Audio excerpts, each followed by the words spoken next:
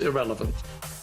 So in the bonobos, particularly, the social organization differs from that of the chimp quite markedly, despite the close genetic association between the species. And the bonobos have often been portrayed as, well, let's say hippie chimps, because it's free love, sex, and in some sense, a more matriarchal social structure. So why do you think those differences emerged between those two subspecies? And I know you've drawn lessons from both. Are they species or subspecies? They can mate. So how are they technically defined? Well, we do call them species. They belong to the same genus. The bonobos are female dominated, and the female dominance is a collective dominance.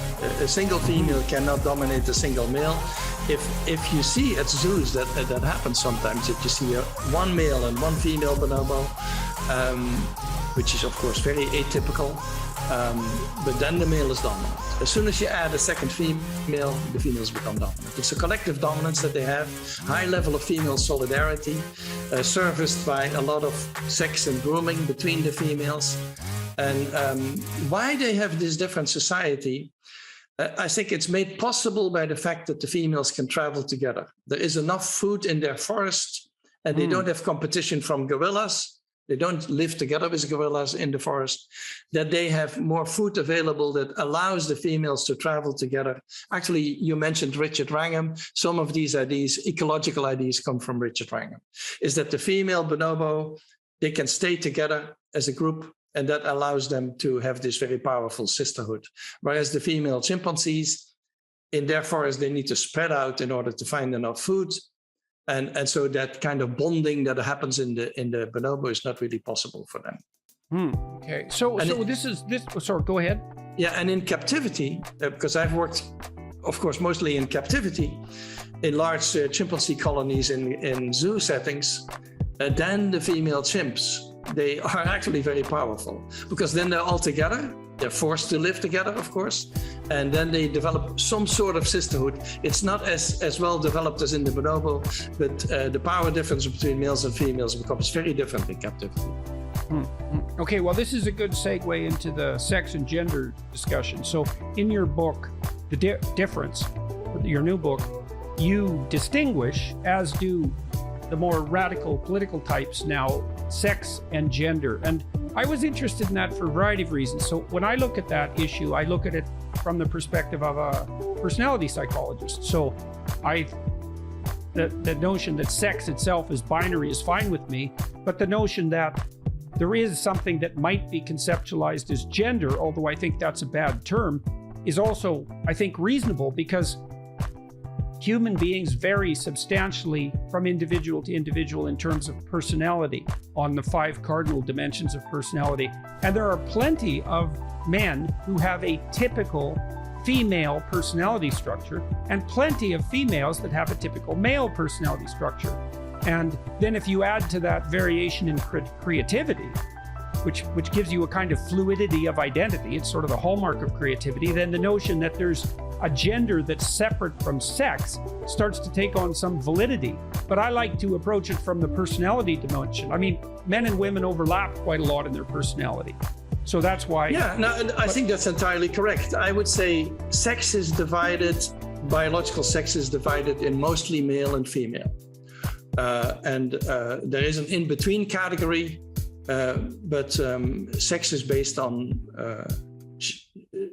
genetics, on chromosomes, on genitals, on hormones. That's what sex is. Gender is better divided in masculine and feminine than in male and female. Right. So I would say gender is masculine and feminine, and everything in between. All sorts of combinations are possible. And gender is a much more flexible concept that was introduced. The origin of gender is John Money, the sexologist, who introduced the term, because he had noticed that there were people who were born with one sex, but in the course of their life felt they belonged to another sex. And so he felt he needed to have a term for that. And at the time, they only had negative labels for these people, like weird and queer and abnormal and whatever. And he wanted to have a more scientific and a friendlier label for them. And that's why he came up with the word gender. He was also the first one to set up a gender clinic. So the word gender relates more to the cultural side, how we expect men and women to behave, the social norms that we have, the education that we give them. And so that's the gender side. And the gender side is obviously much more flexible and much more fluid than. So I want to ask you about that too, because you said that the gender side is more socialized. And I'm not so sure about that. I think this separation, I'm not unsure about it either, because culture obviously matters. But, a lot of the differences that you see from individual to individual are at least 60% biologically determined. So variation. So if you're born, let's say, as a male with a female temperament, so you're high in agreeableness, empathy, and you're low in negative emotion, because that's the typical female pattern, about 60% of the variance in that is attributable to genetic factors. So we could have a sex and gender split, as the political types insist, that's also grounded in biological differences without making a categorical distinction. So absolutely, they always remain connected. The reason that we have genders and to have a duality of gender is because we have sexes. So people who say that gender is purely in our heads, is purely a society product, that's an impossibility. I think if we were a cloning species, so we have no sexual reproduction, where we would all be identical, no one would have come up with the concept of gender.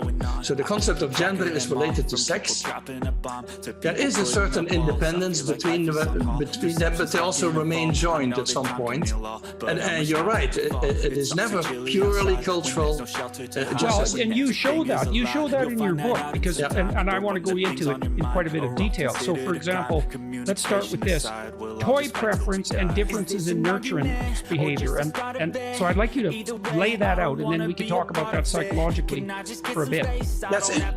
It's interesting if you look at the behavior of the young primates and children, human children. You see a lot of similarity there. And often people, of course, think that the toy preferences are socialized, that we see.